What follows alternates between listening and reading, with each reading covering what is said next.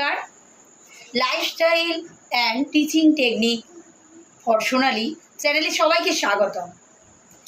আজ আমি যে টপিক নিয়ে আলোচনা করতে চলেছি সেই টপিকটা খুবই গুরুত্বপূর্ণ তাদের জন্য যারা নতুন টিচার হতে চলেছে, অর্থাৎ যারা মাধ্যমিক এবং উচ্চ মাধ্যমিক দেওয়ার পরে ভাবছে বাড়িতে কয়েকটা টিউশনি করে হাত খরচ করে নেবে, কিছু নাহলে ফোনের ব্যালেন্স তো ভরতে পারবে।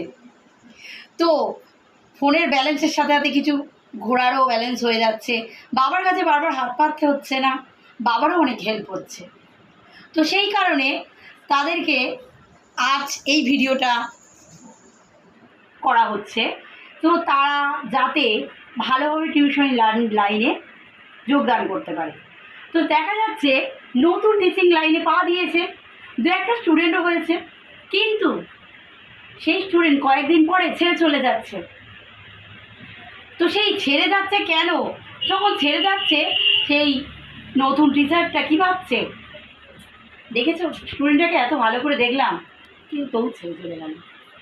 কিন্তু কেন চলে যাচ্ছে সেই কারণগুলো আজ আমি দেখাতে চলেছি, যাতে যারা নতুন টিচিং লাইনে পা দিতে চলেছে তারা যাতে না এই ভুল আর কি করতে পারে।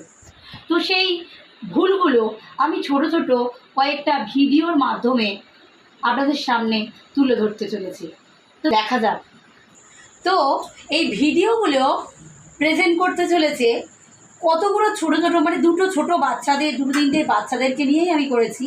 তো ওরা অ্যাকচুয়ালি আমার স্টুডেন্টও, আমার সন্তান তুল্য বলা যায়। তো সেই সন্তানরা বড়দের কিছু কাজ আর কি করে দেখাবে। যদি কোনো ভুল ত্রুটি হয়ে থাকে আপনারা নিজের মতো করে ক্ষমা করে দেবেন। দেখা যাক। এই তো আমি কলেজ থেকে বাড়ি ফিরছি, তোমার সাথে অনেকদিন পর দেখা হলো। তোমার সাথে আমার একটা কথা ছিল। হ্যাঁ বলো। বলছি যে আমার মেয়েটাকে একটু পড়াতে পারবে? মানে তুমি সেই কলেজের সেকেন্ড ইয়ার করছো, তাই বলছিলাম। ওকে একদম দেখা হচ্ছে না, আমার অনেক কাজ হচ্ছে। ও, ওকে পড়াতে হবে, ঠিক আছে। পাঠিয়ে সন্ধ্যের দিকে। হ্যাঁ, তাহলে সন্ধ্যের দিকে আমার বেশি কাজ আছে। ঠিক আছে, এই পূজা কোথায় যাচ্ছ? তোমার সাথে অনেকদিন পর দেখা হলো, তবে কবে থেকে পাঠাবো? এই তো আমার এই সপ্তাহটার পরীক্ষা, এর পরের সপ্তাহ 2 তারিখ থেকে পাঠিও। ঠিক আছে। এই পূজা পূজা বলছি এনেছি করতে। এসো বস বস বস। তাহলে আমি আসছি। হ্যাঁ বস, এটা তো বস।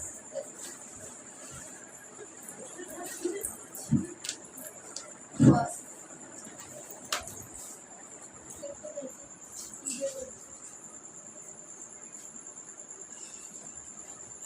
লিখবে।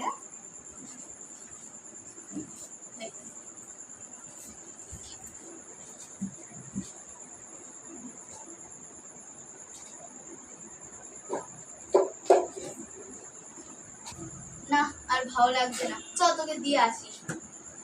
লিখে নি। লিখেছিস? আটা লেখ।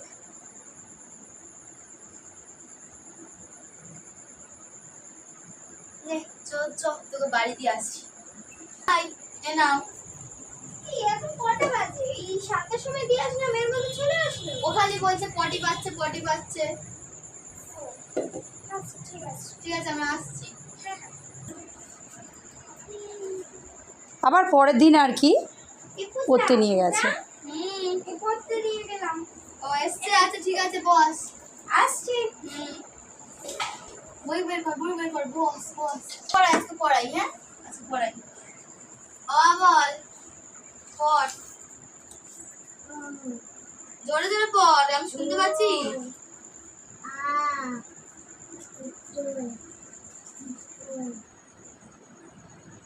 তারপর উফ কি খিদে পেয়েছে। তুই পড়, হ্যাঁ আমি রান্নাটা করে আসি, একটুখানি খেয়ে আসি। ও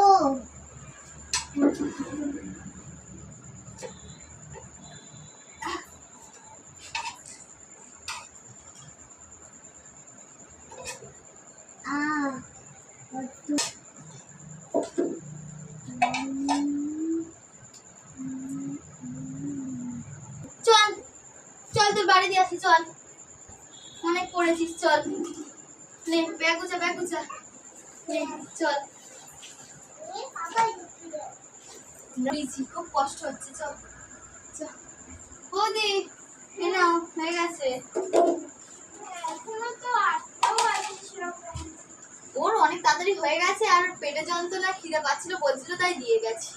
ঠিক আছে আমি এই শোনো, এই অলেক দেখি, অলেক দেখি, দেখ, শুধু গোল করবি, এমনি গোল কর।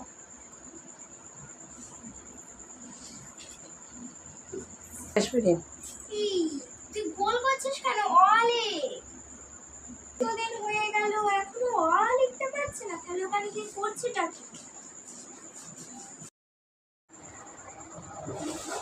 বৌদি, তোমার সাথে আমার কিন্তু দরকার ছিল।